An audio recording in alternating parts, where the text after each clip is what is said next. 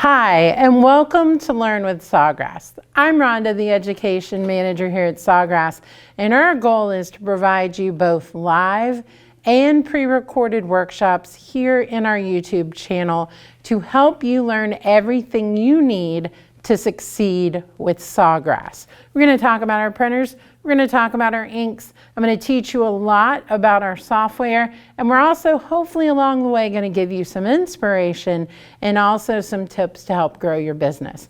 So please join us, keep an eye on the Sawgrass Academy, which is our YouTube channel. A couple of playlists that are very important is going to be the Learn with Sawgrass playlist. Also our quick tips, Rhodes fills those in really nicely for us. And then we're going to be dropping some of the same content into the how-tos too. So you're going to see this content all over the place. Now, today we're going to be talking about something that I think is very important. It's going to take on a couple of different roles. So we're going to talk about printer maintenance. We're going to talk about printer troubleshooting. So really what I'm hoping you get out of this is the basics of what you should be checking on a regular basis on your printer to make sure everything is working right. Now, in addition to that, what we're going to give you is if you are having issues with your prints, what are the things you start to check? Because they kind of overlap. Because what I have found is that if you're going into your printer every month, at a minimum, every 2 weeks would be even better. But if you're going in and you're checking these items, you're going to eliminate a lot of these things before they become a problem. So let's just talk about the general basics, and then we're going to jump into that maintenance and troubleshooting piece. So a few things you need to know about your Sawgrass printer. First of all, your printer should always be plugged into the wall and turned on. If it is plugged in and turned on, then every 10 to 12 hours that you're not using it, it is going to do a small maintenance cycle. So this is just going to push a fraction of 1% of ink through those lines to clear out anything to make sure that everything is moving. Why is that important? What is an inkjet printer? The ink, if it is left to sit for too long, particles start to settle. Particles kind of join together. Now we've got clumps. Those can cause problems both in your print head and then also can clog your nozzles, and then you're not getting all of the ink you should be doing. This can cause color issues. This can cause banding. So it is not foolproof. I wouldn't be teaching you about maintenance and troubleshooting if just letting it do the self-maintenance was enough. There will be times you still have to do more, but leaving it on is going to be a good first place to start. Now, Rhonda, what if I need to move my printer across the room? Not a problem. Short amounts of time of it being unplugged is not going to be a problem. Just get it plugged back in as soon as you can. When we talk about things like weather, we always say unplug it last, plug it back in first, just so it's turned off for the least amount of time possible. We do want it to be able to do that self-maintenance cycle. Now, just to clarify, if I print at 6 a.m., then it's not going to do maintenance again until about 6 p.m. If I were to print at 3 p.m., the whole thing starts over.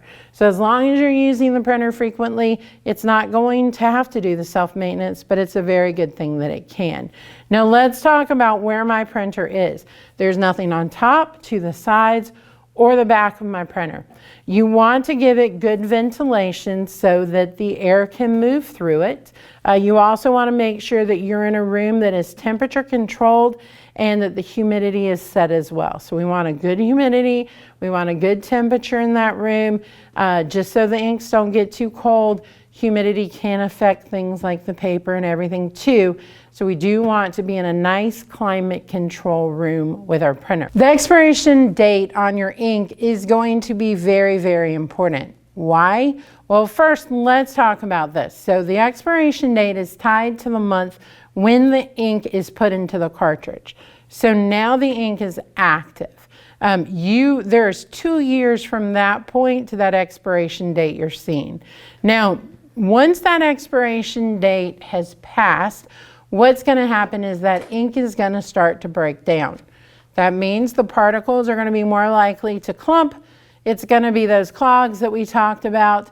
The other thing that can happen here is you can start to see your colors change. Now, how quickly is this going to happen? Does it really matter? Yes, it does. We know that date is safe for everybody.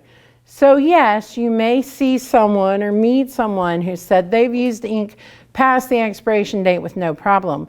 But your humidity, your environment, your temperatures, your setup may be different, and you may get a completely different result. So in the interest of protecting the print head, that expiration date is a firm line. Think of it like milk. You don't want to use that past the expiration date. And it's going to be the same with us. Now, of course, the other thing to remember is to get the best performance out of your printer, you want to use genuine Sawgrass ink.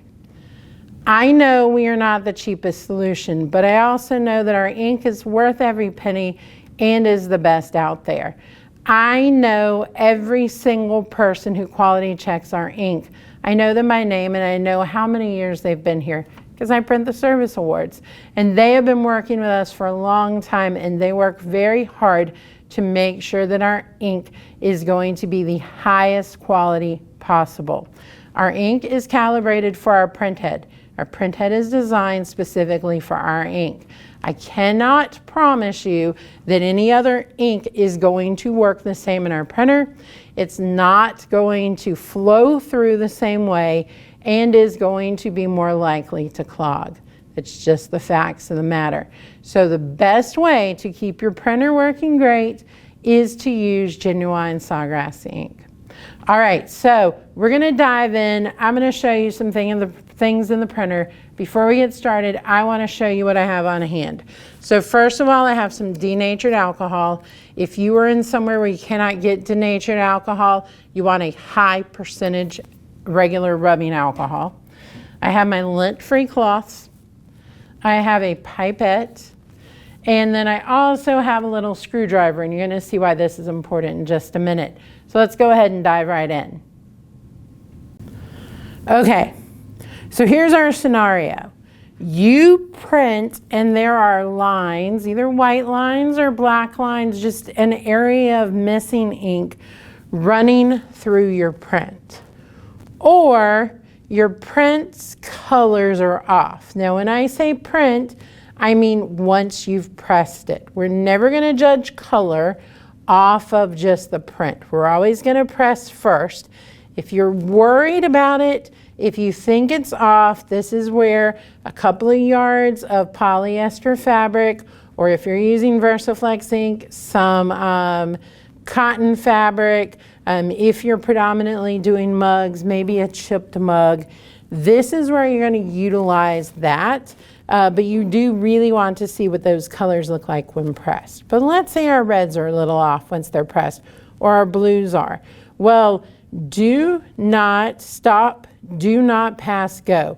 The very first thing you do every single time is a nozzle check.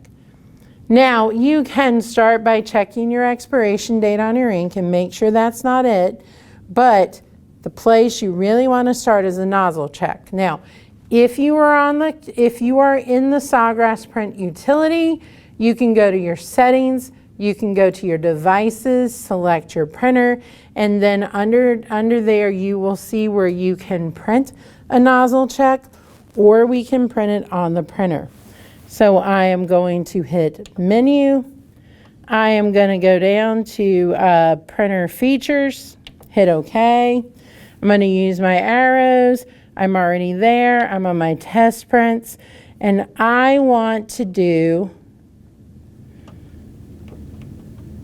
a nozzle check. Now, you do not have to use sublimation paper. You definitely don't want to use the Versaflex light paper, but you can have regular copy paper in for this particular print. I'm going to hit print, and that's going to come out. Now, this system does have Versaflex ink. Versaflex ink does not have a black. So as you can see, my black channel is empty. It's supposed to be. Don't worry about it. There's no ink there. That's my expander. It is okay for that to be empty. If this were Sublimation ink, you would need to have black in there as well. If I had Sublimation ink, you would see ink here, but because this is Versaflex, you do not. Now, what I am looking for when I look at a nozzle check is I want to make sure there is roughly the same number of squares in each block. You don't want anywhere to be empty. Now, sometimes it's about half empty. Sometimes there's just one block or another empty. But any of those empty blocks are going to be cause to go ahead and start some head cleans to see if we can clear that out. Now, my nozzle check is perfect, but for this exercise, we're going to pretend that there's some breaks in my yellow. And so we're going to clean it as if my yellow needs cleaning. Now, here is the thing. This has caused a lot of confusion lately. Head cleans before head flushes. You always do head cleans first. Head flushes are going to come after the head cleans. Now let's talk about the difference. Think of it as the difference between a vacuum and a carpet cleaner. With a vacuum, it is going to go over the very surface of the carpet. In this case, with the head clean, it's going to run just a little bit of ink through those lines. It's going to bring them over the wiper blade to wipe anything off of the tip of that head. And so you're going to clean anything that's there, and it's going to hopefully fix that issue. I typically do 2 head cleans in a row before I move on to doing another nozzle check.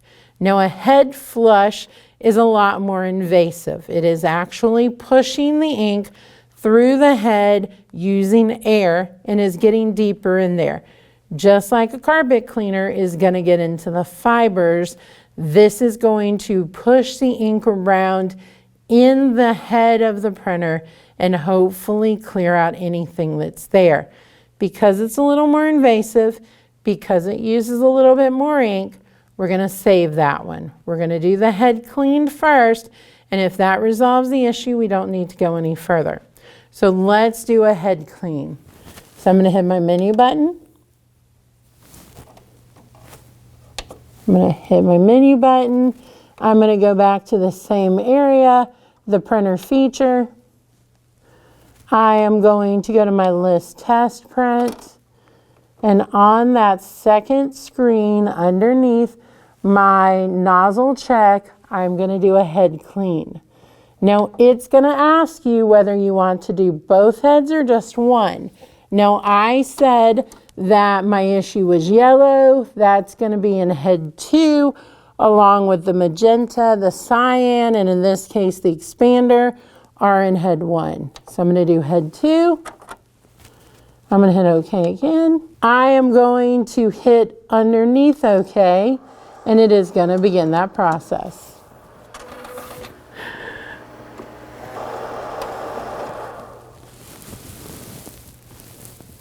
Okay, that's finished, so I'm going to hit the button right underneath exit, and I am done. I said I would do another head clean. I would just hit OK and start the process again. The other thing, of course, that you can do is once you've done 2, you're going to print another nozzle check, see if the issue is resolved. If the issue is not resolved, we are going to, after we've done 2 head cleanings, if it's close, if it's just a little fraction of one little box left, I may do another head clean, but otherwise I'm going to move on to my head flushes, and it's the same thing, same process. Now, here is what I say. I do the same thing. I do 2 head flushes. I do another nozzle check. If my nozzle check is still bad, this is where I personally tell you to reach out to the care team. You can do 5 head flushes. I would not go past 5 head flushes. That has pretty much touched every part of the head and is completely flushed out the head at that point. That's why I say 2 head cleans, 2 head flushes. This is where I tell you to go ahead and reach out to the care team and see what other steps they have for you if you are still having those issues. Now, we said that this would be what happens if your nozzle check was bad. So what if you have lines or you have color issues and your nozzle check is good? Well, for color issues, this is when I would tell you to reach out to the care team, care.sawgrassinc.com. They can help you deduce that a little bit further. If you have an issue with the nozzle check, we're going to continue to work through. There's a few other things you can do, and I'm going to show you those.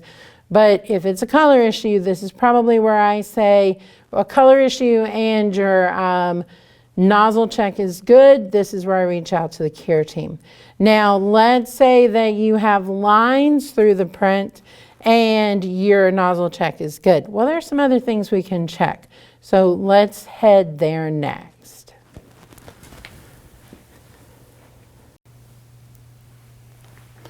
Okay, so one thing that I want you to do is I want you to feel comfortable opening the lid of your printer. You should be opening the lid of your printer at least once per month. You want to look first of all at your feed belt. Now, as you're looking at your feed belt, are there any lines? Is there any dirt on the belt? Is the belt damaged on the edges? Now, I'll go ahead and tell you, if these edges are frayed in any way, shape, or form, care.sawgrassinc.com. That's the end of that conversation. But if there are lines, and you can see there are lines on mine, then we can actually clean this feed belt. So let's go ahead and do that. So I'm going to turn my printer off.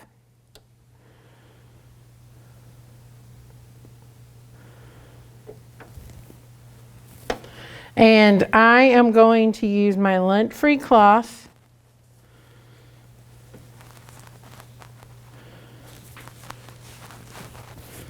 My lint-free cloth and a little bit of my denatured alcohol. So I am going to put that on there. And I am going to rub this down the part of the feed belt that I can see. So I'm going to clean that, and then, and you can see I actually got some pretty good dirt off of that. I may actually, there's a couple other parts you should always look at. One is going to be if for any reason ink has gotten on this, easy, again, just wipe it down with this. And that may actually be where that black, yep, that is exactly where that black came from, is this wall right here. And then this is your wiper blade. We're going to talk more about the print head and the capping station just a little bit, but you're seeing some black on there too. So that's something we're going to want to clean as well. So with the feed belt, once I have done that, I'm going to open the back door of the printer, and I am going to push down on these rollers to move that feed belt. So you see, I am now back to a section that is dirty. Same thing, a little bit of denatured alcohol, rub that down. And we are going to continue to do this for the entire feed belt. Once that is clean, and the other spot you can check is this roller, this metal roller. That touches everything too. Your paper comes through. It can touch this bar. You saw how easily I got smudge on my lint-free cloth. You're also going to check this bar, and you're just going to wipe that down as well, just to get any ink off of all of that. We're going to continue to push that feed belt through until all of it has been wiped. And then we're going to wait about 10 to 15 minutes before we turn that printer back on.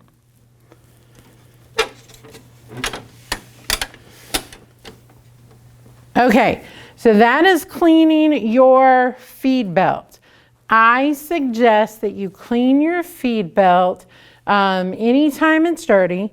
And then, so if I were to come in on my monthly inspection and I see there's things on it, I'll go ahead and clean it. The other time you're going to clean it is if you have those lines and your nozzle check is good. That's the second thing I check. So if I have lines in my print, the first thing I check is my nozzle check. The second thing I'm going to check is I'm going to check my feed belt. And like we said, this metal bar is something that you should check as well. This metal bar can actually get something on there too. So those are parts that you're going to check as well if you have any lines in your print, but your nozzle check is good. A lot of times it's that feed belt, so we're going to clean the feed belt and then let that sit for about 10 minutes before we turn the printer back on. Okay, so let's talk about our capping station. So we've already said that one of the things you should be checking, one of the things that can cause those lines is our feed belt. We want to check that. We want to clean it anytime there are lines or dirt on there. I showed you this bar as well. The other part I'll go ahead and mention, it's a little hard to see, but in here, if you stick your finger over what I affectionately call the metal wall, there is an encoder strip. It is metal. It very seldom is going to get dirty, but it is something else to check if you are getting lines in your prints. Same thing. You're going to take some denatured alcohol on a lint-free cloth. You're going to put it on your finger and then just run it down the length of that. And then go on the other side and do the same. So just clean that. Another spot to check if you are getting lines in your prints. All right, now that's lines in your prints. Earlier we talked about if you have missing nozzles. Now I said typically I tell you to go ahead and reach out to the care team. One other step you could take, and definitely a step that they're going to have you do, is they are going to have you clean your capping station. Now, we do need one other part for that. We do need some hot water. Here's the way I feel about the denatured alcohol. The denatured alcohol goes no further than this wiper blade. Anything past this point, you need to use hot water and hot water alone. So hot water, not boiling, not just warm, but hot water is what we're going to need for that. Okay, so first of all, I have my hot distilled water. So you do want distilled water to do this. It is hot. And I have my pipette. So we're going to have both of those. I'm going to sit them to the side for just a minute, but I wanted you to see them. And then my printer is currently off. Now my printer is off and I have wiggled the cable, the power cable, so it's not snugly inside, but it is enough that it would turn on. Now here's where my screwdriver comes in handy. I'm going to stick this here so that I can have my lid open and my printer still turn on. So my printer is turning on. I don't want to get that error message. I'm going to listen for a click in the head.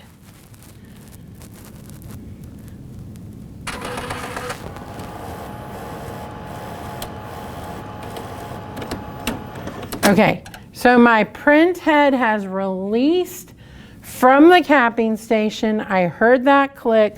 I pulled out the power cord immediately and didn't let it go any further. So just those steps again. Had this covered, this sensor covered, so that it wouldn't give me an error that my lid was open. I turned my printer on, listened for this to release, and now I can pull this over. Now, capping station cleanings, I know, seem scary, but they really are not. This is a very easy process. I'm just going to take my head and I'm going to move this over. And now I can see my capping station. Okay, so before I actually clean my capping station, I want to give you a little bit of a tour. So this is the wiper blade. My wiper blade is definitely dirty. This is where I would use the denatured alcohol. And I actually have some on here. So I'm just going to wipe that metal bar off. Look how much better that looks already. So I'm going to wipe down my wiper blade. Now, one of the things that you will sometimes hear from the care team is when you get an error message, they may mention the air depression switch. That's it. That's it, right there. That's your little air depression switch. And then you also may hear them talk about the tank feelers. I am not touching my tank feelers. That's what dumps see, because I don't want to touch them, but they're the little comb things right on the back of that print head. Now this is my capping station. You will see there are two sections. One has a sponge, one is more of a vacuum. Your sponge, my sponge is pretty dark. It's got some pretty good ink in there, so I definitely want to clean that. Now, you are doing this a couple of different reasons. One is those nozzles that just won't come back, or two, there are a lot of error codes that are going to tie to this, and so you will have to do this sometimes to clear some of those errors. So what I'm going to do is I'm just going to take some hot water in my pipette, and I'm going to drop them right in that sponge. Now, in a perfect world, I'm going to drop some on the other side too. In a perfect world, that is going to soak up immediately. So it is going to go down into that sponge very quickly and not sit on top. Mine sitting on top is a little on the dirty side. So what we're going to do is we're going to move the print head back over here. That means that the hot water is also touching the nozzles in the print head. And we're going to let it sit there probably 10 minutes or so, and then I'm going to turn it on and see if it fixes it. If it doesn't, I'm probably going to let it sit there put more hot water on and let it sit there for an hour or two. And then if I'm still having an issue, well, I'm going to fill that up with that hot water, put it over there and leave it overnight and let it do its job.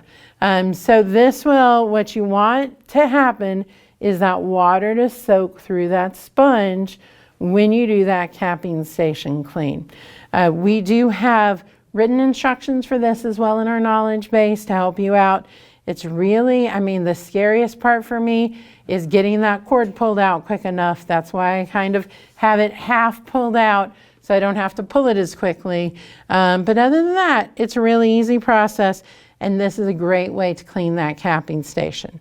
So just as a reminder, the parts that you should be checking at least once a month, check that wiper blade, check that capping station to see how dirty it is, check your feed belt to see if it's dirty.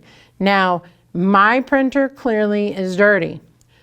Am I having issues with my prints? No, not yet, but I would be. So this is a good way to avoid waste, is to get ahead of it. But if you ever have lines on your prints and your nozzle check is good, you're going to check that feed belt, you're going to check that encoder strip, and you're going to check this metal bar here just to make sure they're not dirty. If you have a nozzle check that is bad and you still can't clear it, even with those head cleans, even with those head flushes, we're going to do a capping station clean. I check my capping station when I check my feed belt. It's very easy just to make sure there's nothing in there, make sure that the water's flowing through easily. Hot water in there is not going to hurt. Now the other thing I want to remind you, denatured alcohol everywhere to this side of the wiper blade. This side of the wiper blade, hot water. Not boiling, not warm, somewhere in between. Kind of like a good cup of coffee. All right, so that's it. That's our basic printer maintenance. Hope this helps you out. If you have issues, this doesn't resolve your problems, care.sawgrassinc.com, and we will get you up and running if at all possible. All right, that's it. Hopefully I've given you all the tips and tricks you need and all of the information to help demystify your printer, help you be able to keep it up and running really well, and to make sure that everything runs smoothly. If you do have any questions, if you do have anything that does not resolve with these steps, care.sawgrassinc.com and our team will be glad to take care of you.